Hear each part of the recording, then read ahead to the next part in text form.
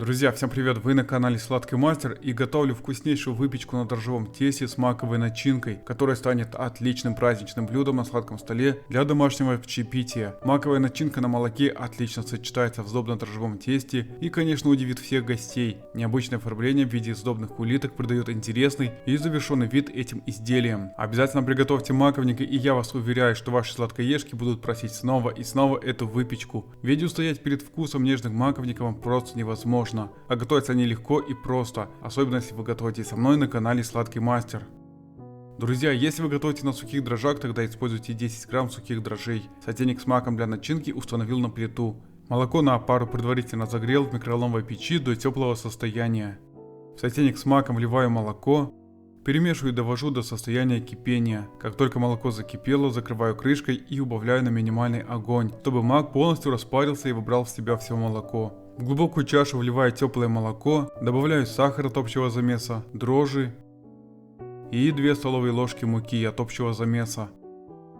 Недолго перемешиваю ручным венчиком, закрываю пакетом, накрываю полотенцем, убираю в теплое место на 30 минут, чтобы опара поднялась. Пока опара подходит, проверяю маковую начинку. Если молоко полностью впиталось в мак, снимаю сотейник с огня. Чтобы мак быстрее остыл, рекомендую переложить его в отдельную тарелку из сотейника. В яйца всыпаю соль и сахар.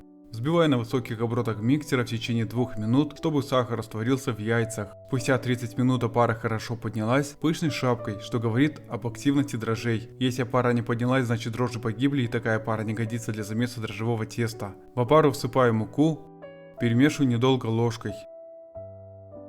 Добавляю растопленное сливочное масло и яичную смесь. Перемешиваю крючками миксера до однородного сдобно-дрожжевого теста в течение 5 минут. Также тесто можно вымесить руками, если отсутствует миксер. Друзья, буду очень благодарен, если поделитесь рецептом в социальных сетях со своими друзьями и близкими. Это очень продвигает канал, а меня мотивирует продолжать делать интересный контент с проверенными рецептами и новыми идеями, которыми я делюсь на канале Сладкий Мастер. Тесто готово. Закрываю чашу с тестом пакетом и накрываю полотенцем. Убираю тесто в теплое место на 30 минут, чтобы оно поднялось. Для начинки в яйцо всыпаю сахар, ванилин и цедру. Недолго перемешиваю ручным венчиком. В мак добавляю яичную смесь, перемешиваю недолго лопаткой. Готовую начинку рекомендую отбросить на мелкое сито, чтобы лишняя влага стекла. Сдобно-дрожжевое тесто очень хорошо поднялось пышной шапкой, благодаря активным и качественным дрожжам и соблюдению температурных условий. Перед раскатыванием теста предварительно рабочую поверхность обсыпаю мукой. Тщательно и активно вымешиваю тесто руками в течение 5 минут. Всегда помните, чем лучше будет вымешано тесто, тем пышнее и вкуснее получится выпечка из него. Готовое тесто разделяю на 2 равные части. Одну часть заворачиваю в пакет и убираю в холодильник. Еще раз обсыпаю стол мукой. Раскатываю тесто скалкой, формирую прямоугольную форму диаметром 45 на 40 сантиметров.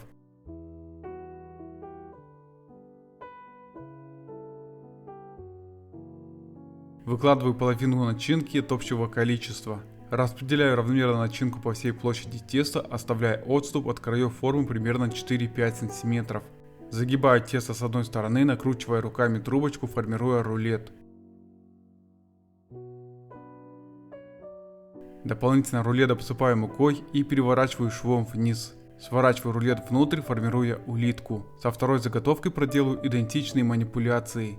Перекладываю рулету на противень, предварительно выстеленный пергаментной бумагой. Убираю противень разогретую до 160 градусов в духовку на 50 минут. Готовую выпечку перекладываю на решетку до полного остывания. Маковники на сдобно-дрожжевом тесте получились очень вкусные, они отлично подойдут для всех, кто любит мак и выпечку с маком. Любое чаепитие с маковниками подарит много вкусных и приятных эмоций. По желанию на сдобные маковники можно положить джем, варенье или повидло, а также намазать масло или ореховую пасту. Но я люблю их есть просто так с чаем, так как сдобное тесто вместе с маком – это отличное сочетание отменного вкуса и приятной текстуры. Спасибо за подписку, лайки и комментарии, тем самым вы продвигаете канал.